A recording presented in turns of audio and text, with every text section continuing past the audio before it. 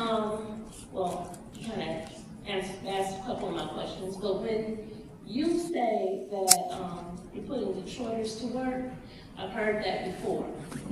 Do you mean actual Detroiters that live in the city of Detroit, or Detroiter-ish? Yeah. So if you look at what we did at the DMC, when we put those construction contracts out, contractors were actually qualified based on how many Detroiters they hired. I met with the contractors at Ford Field, and I told them that 6 people sharing an apartment on State Fair do not constitute Detroit residents. Those games were over. And if you talk to anybody who dealt on the DMC projects, you'll know we actually went payroll by payroll, verified that they were hiring Detroiters, and held them to those contracts. And when I say Detroiters, I'm talking about we're going to do everything possible to give preference to residents of the city of Detroit. We've got our own folks who are out of work who need these jobs. Okay, I have one more question, and it piggybacks off this gentleman's question about the contract. Right now, our local is in negotiations. We have some openers in our contract that we can come back and renegotiate over periods of time. And what we're finding is we can't get the city of Detroit under this new way of thinking, or however they're trying to deal with us, to negotiate in good faith. So when you come back and take over the water department, are you going to, is your office going to negotiate, or have those people negotiate with us in good faith? Because, I mean, it's ridiculous. You know, they tell us, this is it, and that's all you're going to get, and if you don't like it, we're going to shove it down your throat. And so I want to be clear, you're not negotiating now with the city of Detroit. You're negotiating now with DWSD. That is by a federally controlled board, not by me or the city management. In 6 months, when that board gets changed out, and the mayor and the council take that board back as part of this deal, then you're going to deal. And you know, I've dealt with ASME as deputy county executive for 14 years. We had a contract all 14 years. We never had layoffs. We never had concessions. 9 years at DMC, we never had layoffs. We never had concessions. I expect us to build a stable workforce here, because when your employees are always in fear of losing their jobs, it's very hard to be productive. But I'm not going to do anything about it for 6 months until we get this water board back. I'm Elizabeth Liana Johnson. I work in the Finance Purchasing Department. I'm the HUD Section 3 Compliance Officer. I appreciate your effort, your enthusiasm, your sincerity, your commitment. Thank you very much for what I see you doing. Okay. I've lived in the city of Detroit since 1975, and my question, because I've seen the floods before, it was a new phenomenon for me coming here and seeing all of this, having come from the East Coast. And we hadn't seen it to this degree in quite a while. But apart from that, and I appreciate the plan that you've laid out. I looked at it as much as I could in detail.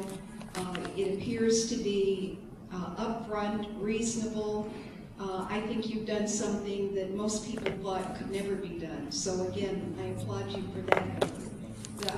The reality is going to be how it actually rolls out and works.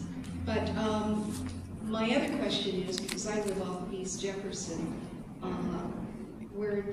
not far from where the Jefferson treatment plant is, and based on what you put forward here, the treatment plant, it appears, is going to be a part of the authority. Exactly.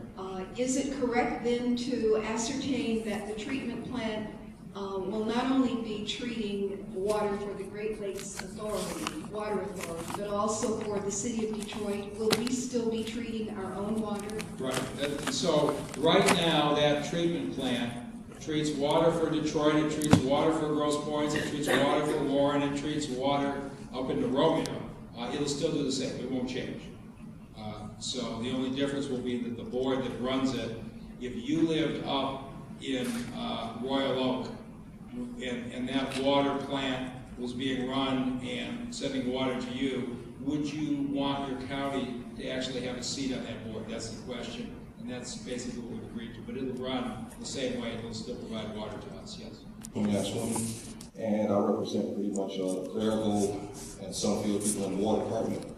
And I look over this plan, you know, my biggest concern is when you said like the union leadership. And I know you say that you can't do anything about what's going on in the water department now, but in 6 months, a lot of us are not going to be here because what they're doing now is phasing us out. It's more than just taking us out of our own unions and placing us in other unions, but they're also planning on making us at will. And we already are living under stress and depression already, and to be put into an at-will title, you know, when you've been working for 10, 20 years with the water department, and now you're at will, now that's another stress because each day you're wondering, if I don't show up today for whatever reason, I'm calling in sick and everything, they lay me off. And their plan has been saying they don't want to do a massive layoff, you know, which is ridiculous because I don't know if you're aware of this, but in 2017, all the at-will people will be removed anyway, as far as their plan. And my question to you is, I know you're saying 6 months, but it's more than one question. If before 6 months, can you put any pressure on the department of not going forward with this at-will nonsense? And after 6 months, will you be willing to reverse what they've done as far as putting us and placing us and making us at will? Because those are big things that affect a lot of people's livelihoods. Because when you're saying you're going to make affordability for low-income people, our residents and our city workers are a lot of those people as well. We have full-time workers living in shelters. And a lot of us are going to be adding to this list of people that you're going to be needing affordability for. Because we're going to be losing our jobs, and it's already starting. So the last 4 days with workers at DWSD, and I'm very disturbed. Hearing lots of stories from lots of people just trying to do their jobs. I don't know that I've been to a place where the morale is as bad as what I'm hearing out of there, but I need to be honest with you what I can do and what I can't do. As you know, DWSD has not been run by the city of Detroit for more than 30 years. It's been under a federal court order. And I believe as part of this deal, we're going to get that court order dissolved and we're going to get control. I can't tell you that I can pressure them, but here's what is going to happen. The Great Lakes Water Authority, it's not just going to be me. The Oakland County and Macomb and Wayne County people are going to come in and look at this as well. And we're going to plan a transition for 6 months from now. If there are practices going on that are going to make it impossible to run the system in 6 months, we're going to find a way to deal with that. And so I'm only 4 days into this. You've got very legitimate concerns. I'm going to spend a lot more time on them. I'm not ready to tell you I have a solution today. But I can tell you I'm getting educated very quickly, and I'm going to stay engaged, and I'm going to see what I can do to be reasonable. I don't know how a place functions with the morale that I've seen at the DWSD sites this last week. The rest of the city of Detroit is in a great mood compared to some of these DWSD sites. Yes? I'm fairly new with the city of Detroit. I've been with my job about 2.5 years, and I've worked in the industry for quite a while and trained at the universities to do this position. But what I'm seeing here is, again, a morale issue. I almost didn't stand up and ask a question because you already addressed it. And so I started studying with some of the professors up at MSU regarding strategic change management because morale is a big problem with all the change, the looming change. And I know they've talked a great deal about training the staff. One area I think would be important for training in is in educating the employees regarding the changes and what to expect with change, how to manage that change, and what input they can have to be effective during those changes.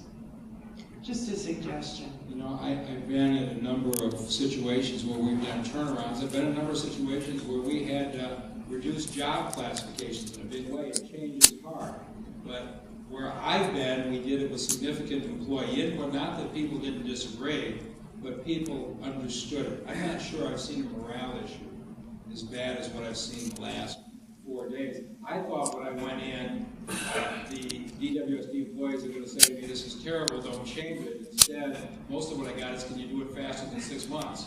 And after listening to it, I wish I could. And so I'm going to see what I can do. I'm not somebody who promises something until I have a plan, and I don't have a plan yet. Are there questions about things?